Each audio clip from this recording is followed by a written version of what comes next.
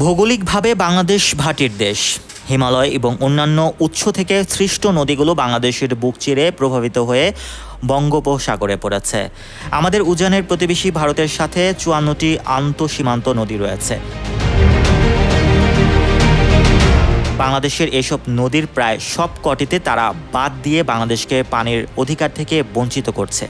ভারতের এমন অপ্রতিবেশী সুলভ আচরণের ফলে বাংলাদেশ বাধ্য হয়েছে তিস্তা মহাপরিকল্পনা গ্রহণ করতে।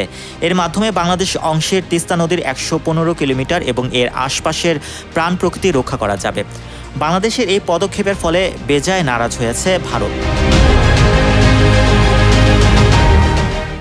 এতদিন বাংলাদেশকে তিস্তা মহাপরিকল্পনা নিয়ে চাপে রেখেছিল ভারত, তবে এখন ঢাকা দিল্লির সম্পর্কের মোড় ঘুরেছে। গত ৫ আগস্টে সাবেক প্রধানমন্ত্রী শেখ হাসিনা ভারতে পালিয়ে যাওয়ার পর থেকে অনেক সমীকরণ বদলে যেতে শুরু করেছে। বর্তমানে অন্তর্বর্তীকালীন সরকার তিস্তা মহাপরিকল্পনা বাস্তবায়নে ভারতের প্রভাবকে উপেক্ষা করে চীনকে দিয়ে এই পরিকল্পনা বাস্তবায়ন করাতে চাচ্ছে।